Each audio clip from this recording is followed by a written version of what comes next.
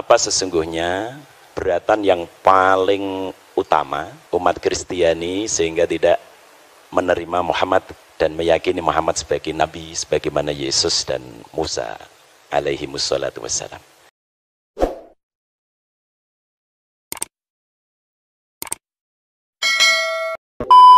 Bambang Nursena yang saya hormati, sama dengan pendahuluan mahasiswa kami tadi, pembicaraan yang melibatkan berbagai agama pasti menyentuh hal-hal sensitif. Tapi insya Allah dengan semangat persaudaraan dan kasih sayang akan kita lalui masalah sensitivitas itu.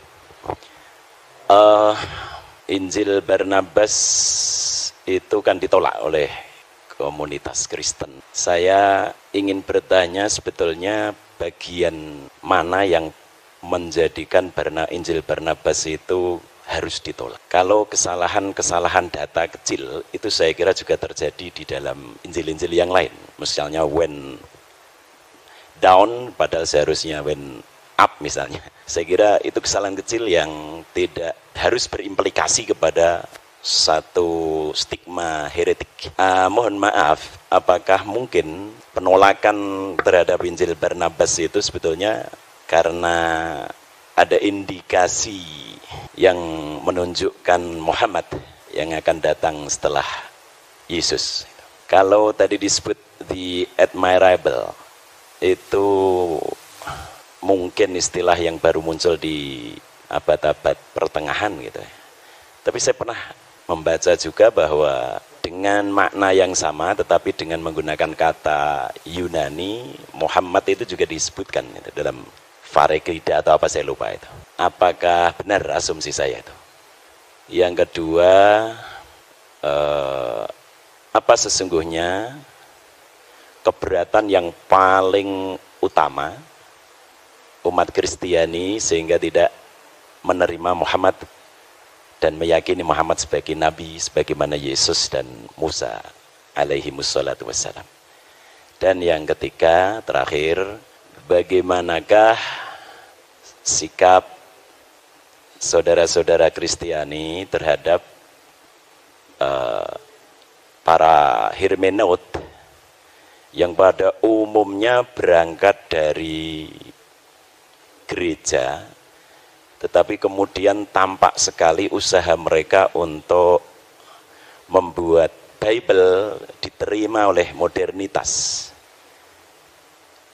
Banyak sekali yang berusaha menyuwun sewu, misalnya kalau tidak salah Emilio Betti, kemudian yang ingin tanda kutip menyelamatkan Bible dari irasionalitas begitu.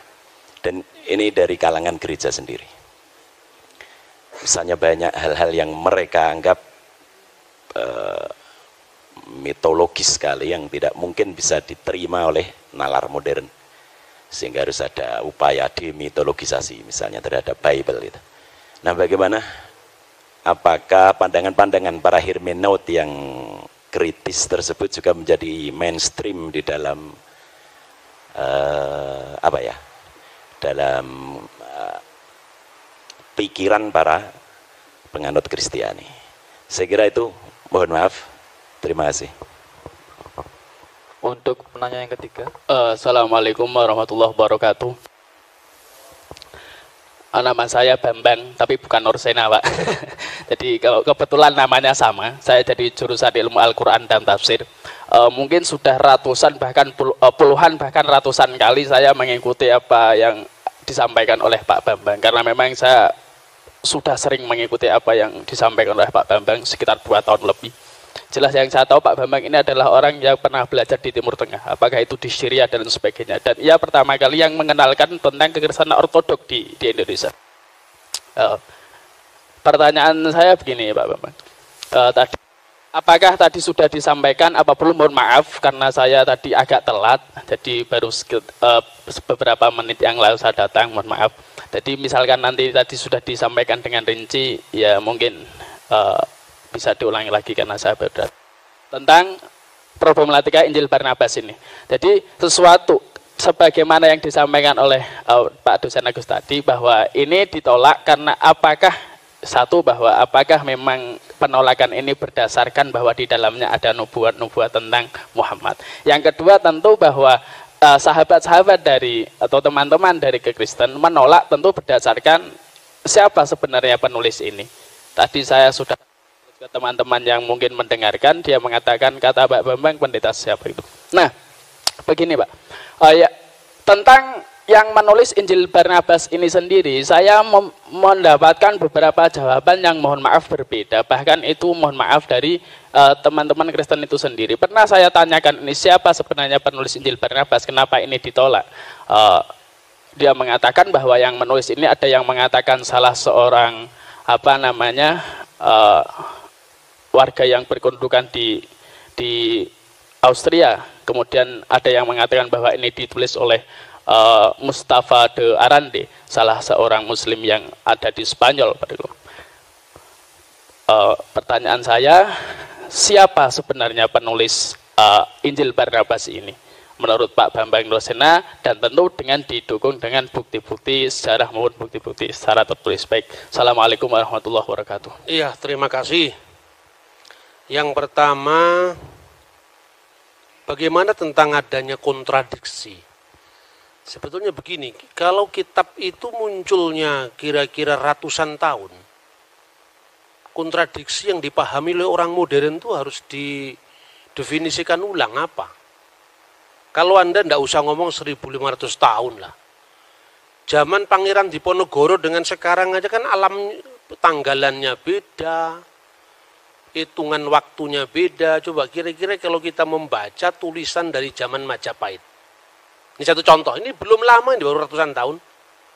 Ya, misalnya, Putra Nira Sang Sinagara, Bre Pamotan, Pungkasan Bre Kertabumi, Kapernah Paman, Prabu Moktaring Kedaton, Isaka Warsa, Sunyanura Yuganing Wong. Ini bahasa Jawa kuno ini. Kira-kira Anda paham nggak kira-kira bahasa ini? Terus kemudian orang berdebat sekarang tentang runtuhnya Majapahit tahun berapa. Lalu semua yang ditunjuk itu angka. Ada yang mengatakan 100 tahun setelah tahun 1500, ada yang mengatakan 1478, itu kan kontroversi. Yang menolak dan yang menerima sama-sama pakai kalender yang beda dengan zaman Majapahit. Karena waktu itu belum ada penulisan angka, yang ada Surya Sengkala. Zamannya Sultan Agung baru dibuat yang namanya Candra Sengkala. Karena hitungannya pakai bulan. Lah ini belum sampai 1000 tahun, masih 600-an tahun, kita kontroversinya sudah seperti itu. Apa ini bertentangan? 1400 apa 1478 Pak? Angkanya 1400, cara bacanya pakai Surya Sengkala, Sunya 0 juga, Sunya Nora 0 juga, 4 wong 1. Diwaca malik terbalik 1400. Baban Demak, Nir ilang kertaning jagat 1400. Entah ada peristiwa apa itu, yang penting angkanya itu.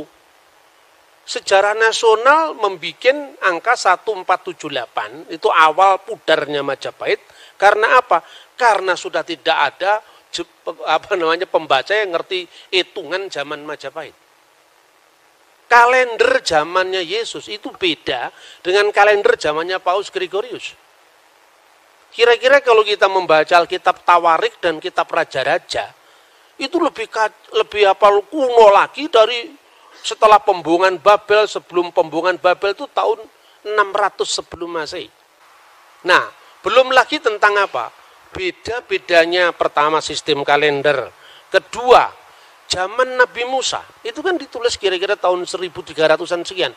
Belum ada bulan namanya bulan Nisan. Bulan Nisan itu dikenal setelah periode kitab suci ditulis setelah pembuangan Babel. Karena dari kata Nisanu, musim semi. Sebelumnya itu namanya Etanim. Lah ini beda. Paskahnya di kitab Tawarik kok Etanim. Di kitab Nabi-Nabi kok Nisan. Lah Etanim itu ya Nisan, sama Anda ngomong akad dengan minggu. Gitu loh kira-kira. Ini mudah sekali dijawab. Banyak orang yang kurang membaca aja yang mengatakan begitu. Karena apa?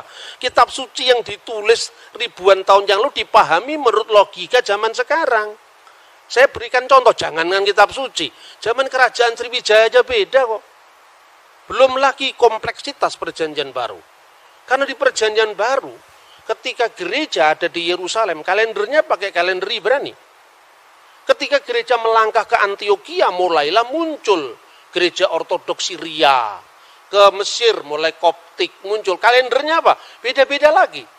Orang Koptik mulai kalender Anno Martiri, dihitung mulai peredaran bintang Sirius. Tetapi orang Yerusalem kuno memakai kalender Ibrani yang disebut kalender seperti Islam, Anno Hijriah itu, pakai peredaran bulan. Ketika tanggal itu dikonversikan ke dalam teks yang lain, harus ada penyesuaian. Seorang lahir tanggal 27 bulan Zulkaizah tahun 1383 misalnya. Ayo masihnya berapa? Ngitung Natal, saya bisa hitung kepada Anda. Sampai detail saya bisa ngitung. Karena apa? Saya belajar kekristenan dari sumber aslinya, sumber primer. Saya tidak menafikan orang barat yang belajar kitab suci. Tetapi rata-rata yang mereka baca itu sumber sekunder. Jadi misalnya, Natal dituduh kelahiran Dewa Matahari. Lalu sedangkan Natal itu sudah ditentukan di Mesir tahun 189 kok. Kalender penyembahan Dewa Matahari baru tahun 274 zamannya Aurelius. Karena orang barat termasuk penulis entry Christmas di Britannica, Americana, tidak pernah baca buku Didaskalia Apostolorum yang pakai bahasa Koptik, bahasa Yunani, dan itu yang saya koleksi sampai hari ini. Nah, makanya bagi saya, perbedaan informasi karena sistem kalender yang berbeda, angka tahun yang berbeda, itu persoalan sejarah, bukan persoalan ini. Kedua, visi teologis yang berbeda.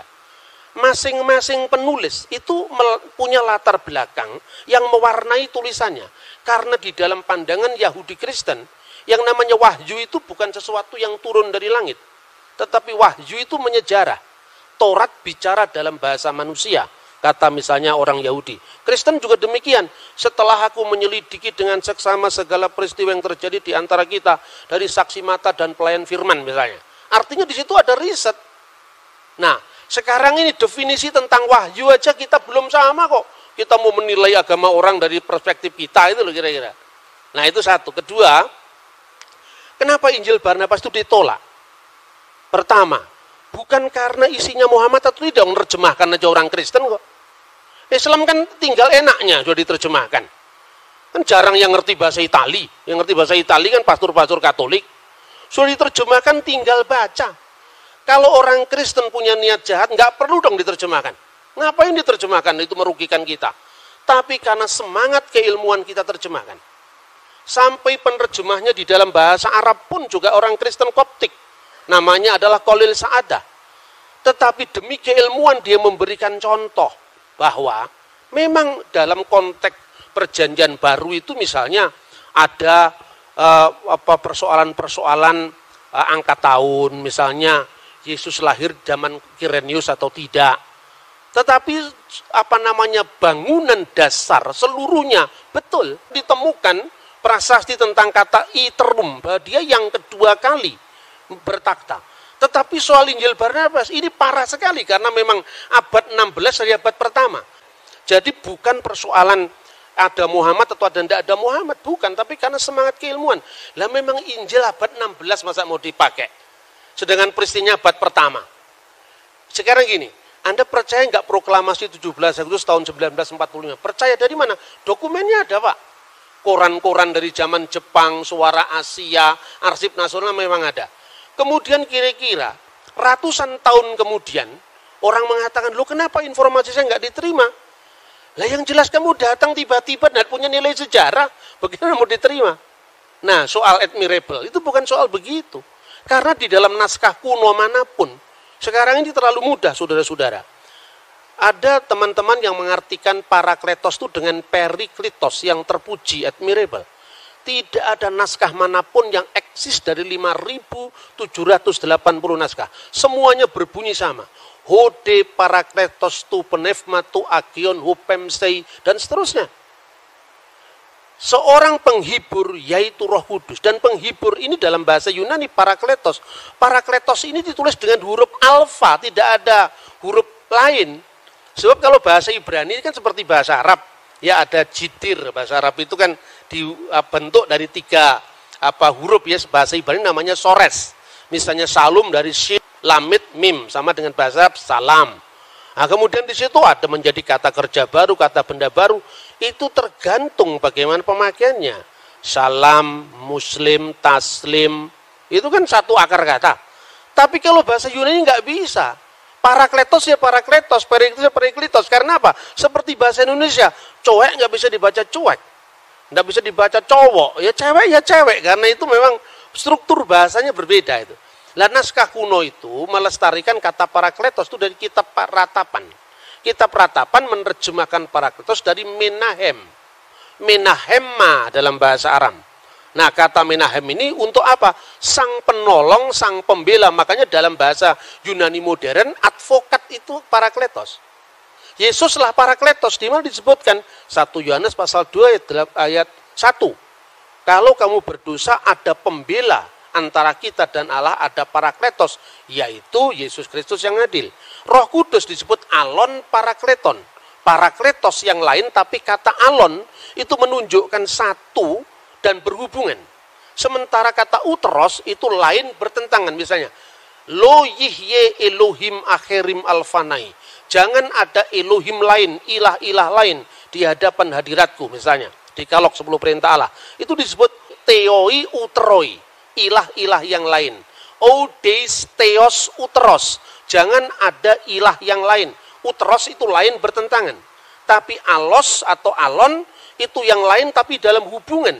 Karena Roh Kudus itu rohnya Allah atau hidup ilahi yang dalam diri Allah. Sementara Yesus itu adalah firman yang menjadi daging. Bukan Yesus yang disebut Tuhan itu kemanusiaannya itu bukan. Yang mati itu ya bukan Tuhan, manusia. Maka dikatakan yang dibunuh dalam keadaan manusia. Seperti Quran turun ke dunia ada dua. Yang pertama yang kelihatan yang bisa diterjemahkan, bisa dibaca dengan lipatan bibir, gerakan lidah, kata Imam Al-Ghazali dalam Qawaidul Aqwaid. Tetapi ada Lauhul Mahfud yang kekal. Yang kekal dan yang temporal. Begitu juga ketika firman menjadi manusia, ada dimensi kekal dan dimensi temporal. Gitu lah. Dan itulah yang disebut alon parakletos dan alos parakletos. Seorang bapak gereja dari gereja Syria Timur, namanya Timotius Al-Awal. Dia mengatakan, seorang Kristen boleh saja mengatakan Muhammad berada di jalan para nabi. Tapi kenapa kita tidak langsung mengatakan Muhammad itu nabi? Lah karena sudah tutup, tidak ada kesempatan lagi. Sama dengan orang Islam mengatakan Muhammad kataman nabiin. Lah kalau ada nabi setelah Muhammad kira-kira bagaimana? Kesulitan karena apa? Secara moralitas itu universal. Baik itu baik sekalipun tidak terjadi di wilayah kita. Tapi kita tidak terlalu berambisi untuk harus mensinkronkan teologinya. Karena apa? Karena definisinya aja belum sejalan. Bagaimana kita memaksakan teologinya? Saya contoh. Rasul dalam iman Kristen dan Islam itu beda maknanya. Rasul dalam Kristen itu berasal dari kata Ibrani Seliah. Artinya apa? Seorang yang punya otoritas mewakili umat. Jauh dari perbedaan seorang nabi menerima wahyu dan tidak wajib menyampaikan kepada umatnya, seorang rasul menerima wahyu wajib menyampaikan kepada umatnya. Dan definisi ini dibuat tahun berapa? Sementara kata saliyah sudah berlaku untuk iman Kristen dan Yahudi jauh sebelum Islam lahir. 600 tahun berlalu tentu saja definisi itu ada yang berkembang toh. Artinya di dalam Kristen Ibrahim bukan rasul, di dalam Yahudi Musa bukan rasul. Tapi Musa adalah nabi, Ibrahim adalah nabi. Rasul hanya ditentukan untuk wakil-wakil kongregasi Yahudi. Makanya disebut Seliah Hasibur. Jadi Yesus itu imam besar, makanya disebut rasul. Beda dengan definisi rasul yang dipaksakan oleh banyak orang yang berpolemik lintas agama itu gitu loh. Nah, seperti ini selesaikan dulu dong apa definisinya. Jadi artinya kadang-kadang ungkapan yang sama dimaknai berbeda, tapi ungkapan yang berbeda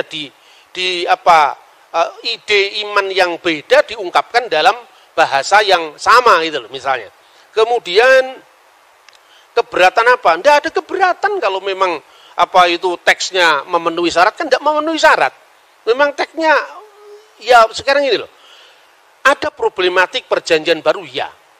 Tetapi bahwa perjanjian baru ketika Yesus itu lahir, kaisarnya namanya Tiberius, penguasa Yudea namanya Herodes, tidak bertentangan dengan fakta sejarah manapun juga. bacalah Yosepus, bacalah 12 Kaisar Roma, semuanya sejalan. Karena apa? Yang nulis memang orang yang sejalan. Yang menjadi wali negeri, Pontius Pilatus, itu katanya Injil Barnabas, ini bukan kesalahan kecil, ini kesalahan fatal. Karena apa? Pilatus itu baru menjadi wali negeri, itu pun sementara. Itu setelah pemecatan Herodes Archelaus. Jadi ketika Herodes Agung meninggal, itu kemudian ada 3 orang yang dipilih oleh Kaisar Roma, yaitu Archelaus, Antipas, dan Filipus. Karena Archelaus ini ambisinya terlalu tinggi untuk menguasai kota suci waktu itu, tanah Israel waktu itu, dipecat. Sensus yang pertama ditulis Injil Lukas masa Kirenius itu sensus Pax Romana, kesatuan Romawi. Sensus yang kedua juga ditulis di dalam Kisah Kira Rasul pasal 5, itu sensus untuk apa? Melacak sisa-sisa pengaruh kejahatan Archelaus dalam rangka menyelamatkan jajahannya Roma. Maka kemudian Kaisar Tiberius mengangkat Pilatus, dan itu tidak hanya ditutup Perjanjian Baru. Untuk mengatakan seperti itu tidak usah dibaca Perjanjian, tutup saja Injil, baca Yosepus, itu clear sejarah itu. Lah Injil Barnabas satu pun nggak ada yang masuk itu. Bagaimana tahun Yobel dikatakan 100 tahun, itu kebangetan itu. Ada orang yang masih membela dengan nada yang sangat sangat apologetik. Mungkin kata 100 itu karena kaburnya antara huruf L dengan huruf C. Kalau L itu hanya 50, terus ditulis itu C itu. Dia aslinya di sini cento. Kan orang bisa lihat tuh aslinya. Makanya saya anjurkan untuk mahasiswa, belilah sumber primer. Kenapa ada banyak orang yang membaca Injil Barnabas berbeda-beda? Karena tidak punya bukunya ini. Makanya dia terus bikin spekulasi yang macam-macam. Misalnya dia Mustafa de Arandi. Saya pastikan yang namanya penulis Injil Barnabas itu Fra Marino. Karena apa? Pertama, fakta bahwa pada waktu itu politik inkuisisi gereja menelan banyak korban. Dan korban pemaksaan agama itu orang Muslim dan orang Yahudi. Dari Marano dan Morisco. Kemungkinan yang namanya Fra Marino itu korban inkuisisi. Lalu melampiaskan dendamnya di masa permusuhan umat beragama zaman abad pertengahan itu, menulis Injil Barnabas.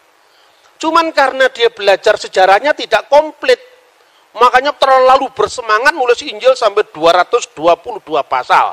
Maka saya katakan ini the Gospel of Gregetan. Ya kan? Tidak ada dalam sejarah Injil sampai 200 pasal, itu tidak ada kalau bukan orang marah. Nah, itu yang pertama. Kedua, catatan-catatan pinggir itu tidak mungkin dilakukan oleh orang lain. Karena apa? Periksa uji karbon dari teks itu kan masih sangat baru. Wong teks dari abad pertama aja bisa ditentukan. Misalnya Papyrus 52, itu yang dikenal John Ryland Papyrus. Isinya hampir separuh dari Injil Yohanes. Dulu abad lalu, orang baru periksa uji karbon itu baru menentukan abad. Sekarang udah ketinggalan. Teknologi terbaru, periksa uji karbon itu hanya bisa berjarak puluhan bahkan tahunan saja. Maka sekarang uji karbon terbaru, P52 itu asalnya dari tahun 115 Masehi. Yohanes anak Zebedius menulis Injilnya tahun 90. Karena menurut catatan Bapak Gereja kuno, misalnya Papias. Papias itu siapa? Muridnya Yohanes langsung. Polikarpus, muridnya Yohanes langsung. Kalau di Islam ini seperti tradisi sanad itu loh. Itu di Gereja Ortodoks dipertahankan. Kenapa orang-orang Protestan itu tidak paham itu? Karena dia terlalu baru, zaman VOC baru muncul. Akibatnya apa? Karena kekurangan data primer tadi, dia melakukan eksperimen-eksperimen yang terlalu jauh mengambil kesimpulan.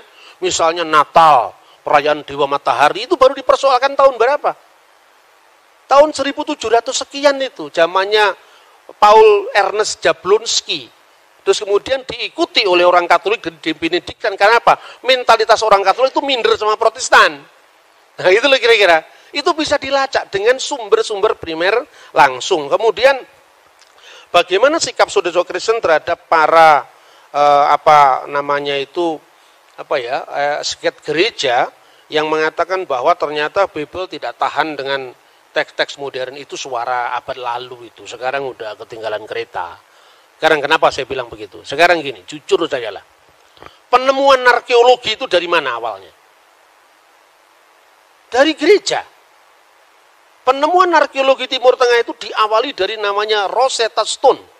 Tahun 1795 itu dimulai ketika Napoleon Bonaparte menduduki tanah Mesir. Lalu salah seorang tentaranya menemukan satu batu tertulis dalam 3 bahasa, yaitu bahasa hieroglif, bahasa Mesir kuno yang dipakai pada zaman para Fir'aun. Kemudian bahasa demotik, bahasa Mesir kuno dipakai di antara demos, rakyat, dan bahasa Yunani. Adalah seorang Perancis Katolik, di agamanya masih muda, umur belasan tahun, sudah menguasai 4 bahasa kuno. Ibrani, Yunani, Latin, Aramaik. Ketika dia mendapat pengumuman dari zaman Napoleon, siapa yang mau ikut ekspedisi arkeologi ke Mesir? Dia datang. Bingung waktu di Mesir. Apa yang dia lakukan? Dia tanya, komunitas terkuno dari gereja ini, dari Mesir ini apa? Islam? Bukan. Baru abad ke-7. Kristen Ortodok Yunani juga tidak. Kristen Koptik Ortodok. Nah, untuk dia bisa komunikasi dengan orang setempat, dia pakai bahasa Arab. Lalu masuk gereja, bingung dia. Wah, ini ada liturginya kok selain bahasa Arab, ada bahasa Yunani, ada bahasa Mesir kuno. Tetapi ketika nama-nama dewa itu diganti dengan nama Yunani, misalnya Theos, Agios, Theos, Agios, Iskiros, Agios, Thanatos, diterjemahkan pakai bahasa Arab. Kudusullah, Kudusul Qawi, Kudusul Ladzi la yamut, irhamna. Al-Mastulillah walibni warahil kudus al-ana wa kulhainin wa ila dahri dahirin amin. Ini enggak ada Islamnya. Ini Kristen asli ini. Itu, apa artinya itu? Wah, ini berarti ada bahasa-bahasa kuno yang dipakai di sini. Ya, gimana kami bisa belajar? Di amat-amati itu. 23 tahun dia bisa memecahkan. Dilihat bahasa Yunaninya jelas. Oh, di sini ada kata Ptolemaus. Di sini ada kata Cleopatra. Yang selama itu hanya lewat cerita Antoni Cleopatra, ternyata ini tokoh historis, dilacak sama dia. Terus ada tulisan dalam bentuk huruf, dalam bentuk tanda gambar seperti matahari. Jangan-jangan ini matahari ini. Ini bahasa kuno yang sudah tidak berlaku lagi ribuan tahun. Dilihat bawahnya ada kata Helios. Ini matahari, jangan-jangan matahari. Dia datang ke gereja kuno itu, tanya, kamu punya Alkitab selain bahasa Arab, bahasa apa? Yunani. Selain bahasa Yunani, bahasa Koptik. Apa itu bahasa Koptik? Bahasa zaman Fir'aun. Kok hurufnya huruf Yunani? Iya, ketika Rasul Markus datang ke Alexandria, penerus-penerusnya menciptakan peradaban baru. Makanya menciptakan huruf baru. Kayak orang Jawa sekarang, Anda lihat itu orang Arab suruh baca Arab Pegon kan tidak ngerti. Itu produk lokal, karena itu menunjukkan bahwa bangsa kita bangsa besar sampai bisa bikin tulisan Arab Pegon. Begitu juga di sana. Dilihat ternyata, kamu tanya bahasa Koptik, iya. Bagimu akan ada matahari yang tidak pernah tenggelam. Bahasa Koptiknya apa? Oh, bahasa Koptiknya adalah on. Bahasa Koptiknya adalah ra. Ada 2 kata, ra dan on. Ra itu apa? Matahari. Itu dia baca dari Alkitab. Orang-orang Israel membangun kota namanya Ramses. Ra itu hari. Mese itu artinya apa? Artinya anak. Anak sang matahari, anak dewa matahari. Nama aslinya Musa apa? Moshe. Mo itu air yang mengalir. Mese itu bahasa Mesir kuno. Artinya anak. Anak yang diambil dari air yang mengalir. Ketemu sudah ini bahasa. Sejak saat itu muncul namanya Egyptologi. Ini asalnya dari Bible ini. Kok dianggap Bible bertentangan dengan pengetahuan bagaimana? Yang melainkan arkeologi adalah Alkitab kok. Seumpama waktu itu tidak ketemu kata Ramses, tidak akan ketemu arkeologi Mesir kuno. Baru mulai ada penggalian di di Rasamra, penggalian di Babel, ketemulah kota-kota kuno, kota Abraham. Namanya apa? Tel Turahi, cocok dengan namanya Abraham dalam Alkitab Terah. Ya toh? Til Nahur, cocok dengan nama Nahur, berarti nama-nama Abraham itu pasti bukan nama Yunani, pasti bukan nama Arab, tapi nama Akadia kuno. Dan itu cocok. Mertuanya Yusuf namanya Potifera. Poti itu yang dipersembahkan Vera kepada Ra, matahari. Sama dengan orang Jawa, namanya Suryawan. Ketika jadi Islam, keluarga besarnya sebelumnya ditambahi Muhammad Suryawan. Lupa Surya itu dewa Hindu itu loh. Namanya juga Kristen ditambah Ignatius Surya Hadi. Surya itu bahasa Hindu, Hadi itu yang utama itu. Jadi ini sebuah inkulturasi bahasa. Dan untuk baca teks Alkitab, Anda harus paham Ibrani. Ibrani pun bukan Ibrani zaman Ariel Sharon. Ibrani MacD ditulis pakai bahasa Ibrani, bukan itu. KFC ditulis pakai bahasa Ibrani, enggak. Anda harus belajar namanya paleografi, tulisan-tulisan kuno. Karena untuk memahami naskah Qumran, Anda tidak bisa cukup hanya membaca teks Ibrani modern. Nah itulah kira-kira perkembangan huruf, lalu arkeologi, lalu bahasa. Itu minta maaf. Orang-orang yang menyebut dari Eropa yang teolog genit itu tidak tahu yang begini-begini ini. Saya minta maaf, bukan saya merendahkan, tidak. Tapi terlalu dangkal untuk memahami naskah yang usianya ribuan tahun hanya bermodal bahasa Inggris sekedarnya, bahasa Yunani. Bahasa Yunani Perjanjian Baru itu beda dengan bahasa Yunaninya Plato. Gitu loh. Terus yang terakhir, kemudian dari arkeologi Mesir kuno itu muncul arkeologi kota Abraham, Ur-Kasdim, baru muncul penggalian Yeriko. Setelah Yeriko, baru muncul penggalian Holy Land.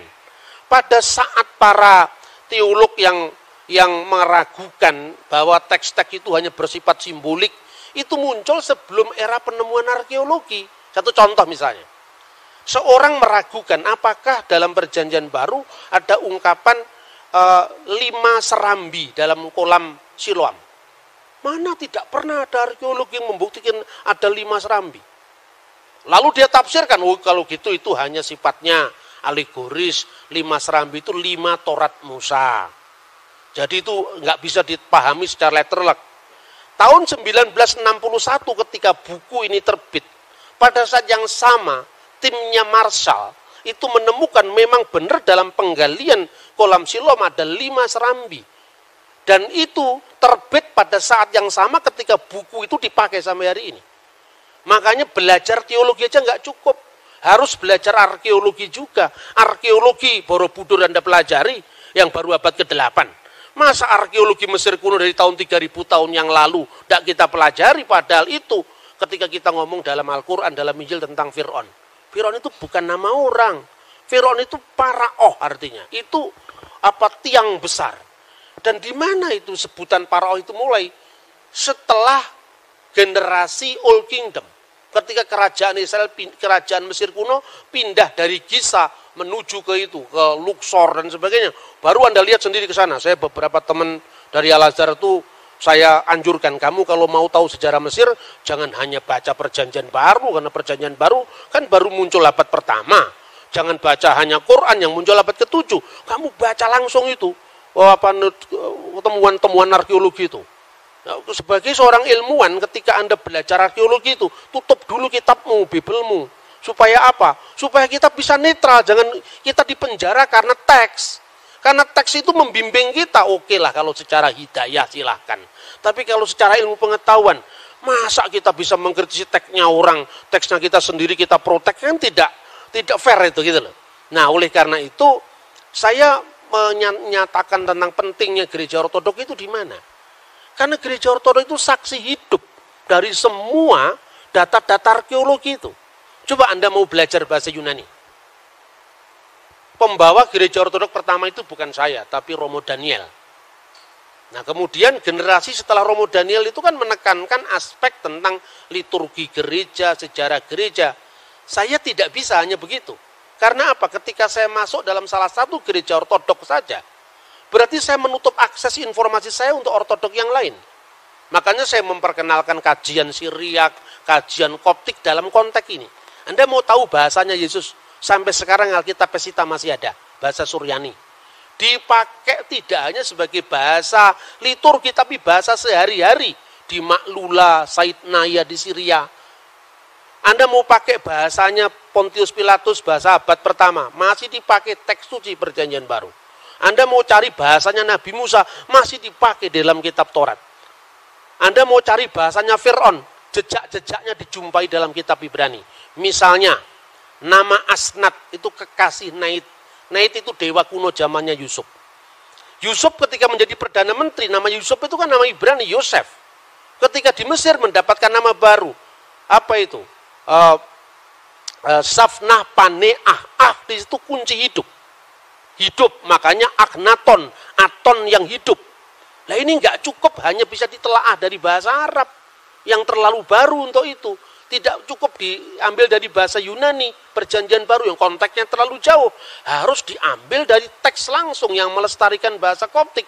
Yaitu apa? Gereja Ortodok Koptik. Ini ada di Mesir, tidak ada di Syria. Makanya saya tidak kerasanan kalau hanya di satu tempat. Saya mau passing over dari semua tradisi keagamaan. Soal kemudian saya coming back kepada agama saya sendiri. Karena saya harus punya rumah supaya kalau mati ada yang mengubur. Kan itu saja sebetulnya. Tapi konteksnya apa? Konteksnya bahwa orang beragama itu jangan taklid buta itu loh. Kita mesti melihat problematik masing-masing teks itu. Dalam semua apa yang saya katakan, Injil Barnabas sama sekali tidak masuk dalam hitungan itu. Karena apa? Terlalu baru. Sama dengan Anda membahas zamannya Patih Gajah Mada abad ke-13 berdasarkan naskah Melayu, itu pun bukan bahasa Jawa, tapi bahasa Thailand itu loh. Lah bahasa Italia aja belum ada kok. Jadi perjanjian baru itu bukan sewenang-wenang ini yang cocok dengan iman Kristen diambil, yang tidak cocok dibuang. Tidak seperti itu. Makanya apokrif atau kanonik dalam gereja Ortodok itu tidak sedikit dalam gereja Protestan. Gereja Protestan itu kan sudah mewarisi teks yang sudah tertutup gitu loh. Lalu di gereja Ortodok kan tidak, misalnya kisah tentang Bunda Maria dipelihara di Bait Allah oleh Zakaria. Yang itu ada di dalam Quran, ya kan? Tetapi dalam Alkitab kan sebenarnya tidak ada, implisit ada, tapi tidak ada. Itu ada dalam dokumen gereja Synaxarion yang diabadikan dalam buku yang namanya Protevangelium Yakobi. Bagi orang gereja Ortodok tertentu, ini kitab apokrif, ya. Tapi karena kitab apokrif ini ditulisnya paling dekat dengan peristiwa, tidak peduli, diambil. Diambil untuk apa? Mengisi kekosongan sejarah. Tapi normanya tetap yang kanonik gitu loh. Jadi apokrif kanonik itu bukan sesuatu yang batas hitam putih, enggak. Apalagi kalau hanya sekedar ini menguntungkan iman itu, tidak ada pertimbangan semacam itu. Contoh lain misalnya, di dalam ajaran Katolik dan Ortodok sebetulnya kitab yang disebut dengan Biblia Hebraika itu kan sebetulnya warisan dari Yahudi Yamnia. Setelah gereja kuno dikutuk sama orang Yahudi lewat konsili lokal yang mengatakan terkutuklah orang-orang Nasrani maksudnya, itu orang Kristen. Hendaklah nama mereka tercabut dari kitab kehidupan, itu tahun 90 Masehi. Dokumennya dinamakan Birkat Haminim, itu tahun 90 Masehi. Gaung daripada pengutukan itu adalah apa? Orang-orang Yahudi mulai menolak Septuaginta. Karena dalam Septuaginta ada bukti keperawanan Maria, di mana kata Parthenos itu artinya tidak sekedar perempuan muda yang bisa perawan atau tidak, tapi harus berarti perawan.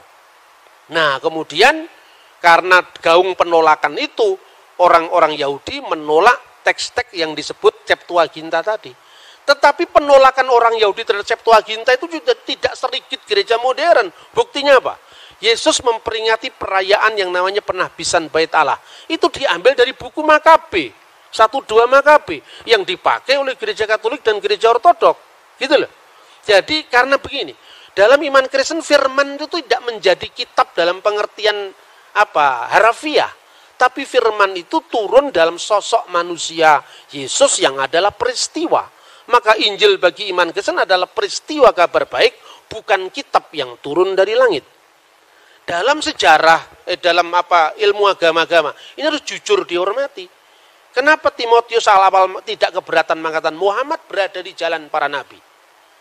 Di satu pihak dia tetap bisa mengagumi nilai-nilai kebaikan pada agama lain, tapi di pihak lain dia tetap untuk menjaga koridor teologisnya dengan agama lain. Ini mirip. Anda bisa mengikuti bahwa ada orang agama Bahai yang orangnya kelakuannya baik-baik ketimbang kelakuannya yang suka bakar-bakar toko itu. Secara ortopraksi dia baik. Tapi kan kitabnya kitab setelah Al-Quran, Pak. Nabinya juga Muhammad Bahaullah. Itu sudah tutup, Pak, pewahyuan kita. Namanya katamu Nabi Muhammad. Kita tidak bisa mengakui Bahai. Tapi kalau kelakuan baik ya kita akui lah, Pak. Artinya apa? Seperti itu, setiap agama itu punya batas. Bagi orang Yahudi, nggak mau mengaku Yesus perjanjian baru. Karena apa? Musa itu puncak pewahyuan. Bagi iman Kristen, Yesus itu puncak pewahyuan.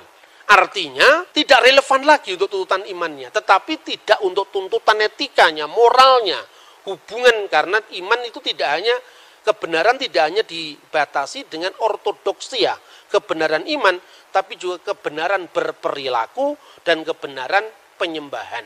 Makanya ketika Timotius awal mengatakan Muhammad berada di jalan para nabi, tidak menyalahi imannya, tetapi juga tidak menutup mata objektifnya bahwa Nabi Muhammad memang berjasa besar di dalam misalnya mengarahkan bangsa Arab sampai kepada satu deklarasi bahwa tidak ada ilah selain dari Allah. Itu loh kira-kira. Dan itu ternyata cocok dengan perjanjian baru. Tetapi definisi kenabian, definisi pewahyuan itu memerlukan jalan panjang lagi untuk kita berdialog. Makanya perlu dialog teologis seperti ini. Terima kasih. Materi yang dibawakan oleh narasumber juga telah dijelaskan dengan baik. Semoga apa yang telah dipaparkan oleh kedua narasumber ini bermanfaat bagi teman-teman sekalian, terutama dalam hal menjaga toleransi di Indonesia, khususnya di kota Salatiga. Mungkin itu saja yang dapat saya sampaikan, kurang lebihnya mohon maaf. Terima kasih. Wassalamualaikum warahmatullahi wabarakatuh.